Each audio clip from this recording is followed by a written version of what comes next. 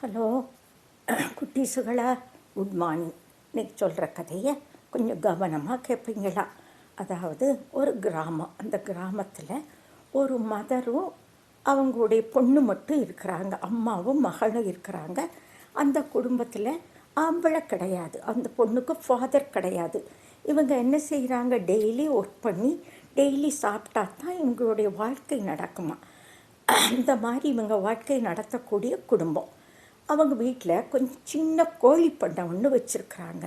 அந்த கோழிகள் விடக்கூடிய முட்டையை கொண்டு போய் பக்கத்து ஊரில் விற்று அதனால் வர்ற பணத்தை வச்சு தான் இவங்களுடைய குடும்பம் நடத்திட்டுருக்குறாங்க. அப்போ டெய்லி அவள் முட்டையை கொண்டே அந்த மக விற்றுட்டு வருவாளாம். விற்றுட்டு வரும்போது ஒரு நாள் கூடையை தலையில் எடுத்து வச்சுட்டு முட்டையில் விற்கிறதுக்காக பக்கத்து ஊருக்கு போயிட்டுருக்குறாள். அப்போ போயிட்டுருக்கும்போதே அவளுடைய மனசில் ஒரு கற்பனையினால் அவளுக்கு ஒரு கனவு வருது. அவள் எப்படி கனவு வாங்குறா? இப்படியே நான் முட்டையை விற்று விற்று நிறைய காசு சம்பாதிப்பேனா, அந்த காசை வச்சு ஆடு வாங்குவேன். அந்த ஆட்டை என்ன செய்வேன்? நிறைய ஆடுகளாக பெரிய பண்ணையாக மாற்றிடுவேனா. அந்த ஆட்டு பண்ணை பெருசாக போன உடனே அதில் இருந்தால் கொஞ்சம் ஆட்டை விற்று மாடு வாங்குவேன். அந்த மாட்டு பண்ணையை பெருசாக்குவேனா. பெருசாக்கினோடனே அந்த மாடு எனக்கு பால் தரும். அந்த பாலையும் கொண்டு விற்பேனா. இப்போ முட்டை விற்பேன், பால் விற்பேன், ஆடு விற்பேன், ஆட்டுப்பால் விற்பேன். இந்த மாதிரி எல்லாத்தையும் விற்று நான் பெரிய பணக்காராகிடுவேனா. பெரிய பணக்காரி ஆன உடனே அந்த ஊரில் உள்ளவங்கள்லாம் என்னை கல்யாணம் பண்ணிக்கணும்னு ஆசைப்படுவாங்களாம்.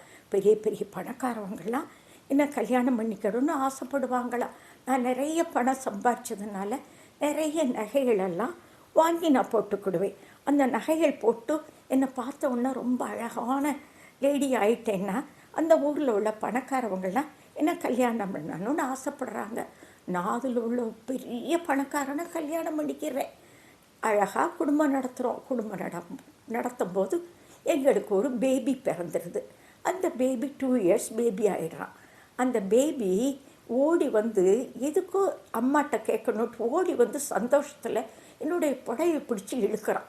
அப்போ நான் அவனை தூக்கணுங்கிறதுக்காக நான் அவனை தூக்குறேன் அப்படின்னு நினச்சிட்டு இருக்கும்போது முட்டையை பிடிச்சிட்டு இருந்த கையை விட்டுட்டா. அம்புட்டு முட்டையும் கீழே விழுந்து பத்துன்னு உடஞ்சி போச்சு. இப்போ அவள் கற்பனையெல்லாம் என்னாச்சு? தவிடு பொடியாக போயிடுச்சு.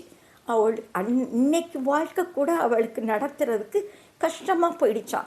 இந்த மாதிரி பகல் கனவு காண்றதுனால அவளுக்கு அழிவுதான ஒழிய இதில் முன்னேற்றம் கிடையாது. நம்ம நல்லபடியாக உழைச்சி நம்ம முன்னேறணும் நிஜமாக நினச்சிட்டு இருந்தால் அவளுடைய வாழ்க்கை நல்லா அமைஞ்சிருக்கும். ஆனால் இவ கண்டதோ பகல் கனவு. பகல் கனவுனால இவளுடைய வாழ்க்கை என்னாச்சு? அன்னைக்கு பொழப்பே போச்சு இவளுக்கு. இதை வச்சு தான் அவங்க சாப்பாடு.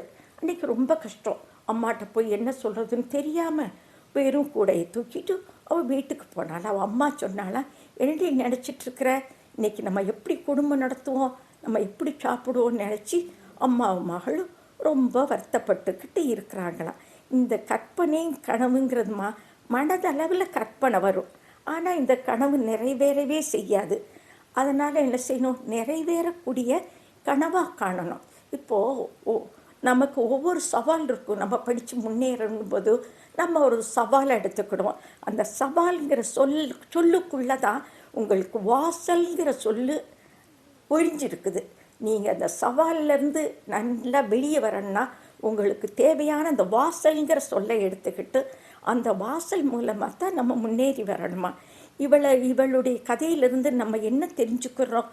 நம்ம எப்போவுமே நல்லா படிக்கணும். நமக்காக இப்போ சிறுவர்களாகி நீங்கள் விளையாடுங்க, நல்லா விளையாடுங்க. ஆனால் கொஞ்சம் பெரியவங்களானப்புறம் உங்களுக்காக ஒரு துறையை தேர்ந்தெடுத்து அதில் நல்லா படிக்கணும்னு நினைக்கணும். அதில் எப்படி வரணும்? வல்லவர்களாக வரணும். வல்லவர்களாக இருக்கிறதோட நல்லவர்களாகவும் நீங்கள் வாழணும். அப்படி நடந்தால் தான் வீட்டுக்கு நன்மை பயக்கும். குட்டீஸுகளாக நீங்கள் சிந்தனை கனவு எப்போவுமே காணணும். சிந்தனை கனவு எப்படி இருக்கணும்? எண்ணம் நிறைவேறக்கூடிய கனவாக இருக்கணும். அதுக்கு உதவியாக உள்ள கனவு தான் நமக்கு உதவியாக இருக்கும். இப்போது முன்னோர்கள் என்ன சொல்லியிருக்கிறாங்க? கனவு மெய்ப்பட வேண்டும்னா நம்ம செய்யக்கூடிய காரியத்தில் உறுதி வேணும். உறுதினா நிலையான தன்மை இருக்கணும். நம்ம கனவு காணணும். கண்டிப்பாக ஒவ்வொருத்தருக்கும் கனவு உண்டு. கனவு இல்லாத மனிதனே நாட்டில் இல்லவே இல்லை. அந்த கனவு நிறைவேறதுக்கு நம்முடைய எண்ணம் தான் உதவியாக இருக்கணும். நம்ம எந்த மாதிரி முன்னேறணுங்கிறதெல்லாம் நம்முடைய எண்ணத்தை நம்ம சீராக அமைச்சுக்கிடணும். அதனால் குட்டீஸ்களாக சின்னவங்களான நீங்கள் என்ன செய்யணும்? முதல்ல கல்வி கனவு தான் காணணும். அதுக்கப்புறம் நம்ம அப்துல் கலாம், முன்னாள் ஜனாதிபதி அப்துல் கலாம் ஐயா சொல்லியிருக்கிறாங்க, மாணவர்களே கனவு காணுங்கள்ங்கிறாங்க. கனவு கண்டால் தான் நம்ம கண்ணக்கூடிய கனவுல நம்ம காணக்கூடிய கடவுளுடைய பாதையில் நம்ம அப்படியே நீட்டாக போக முடியுமா? அதனால் நம்ம கண்ட கனவு உண்மையாகணும்னா என்ன செய்யணும்? கடுமையாக உழைக்கணும். நம்ம எதையுமே நமக்கு ஒரு சவாலாக எடுத்துக்கிடணும். அந்த சவால் வார்த்தையில் ஒளிஞ்சு இருக்கக்கூடிய அந்த வாசலை நம்ம கண்டுபிடிச்சிட்டோன்னு வச்சுக்கிட்டோம், நம்ம வாழ்க்கையில் முன்னேறலாம். நம்ம தாய் தகப்பங்களுக்கு நல்லவங்களாக நடந்துக்கிடலாம். நாடே சிறப்பாக இருக்கும். இதை நீங்கள் மனசில் வச்சுட்டு முன்னேறணும்னு உங்கள்கிட்ட கேட்டுக்கிட்டு இந்த சிறு கதையை முடிக்கிறேன். நாளைக்கு சந்திப்போம். பாய்.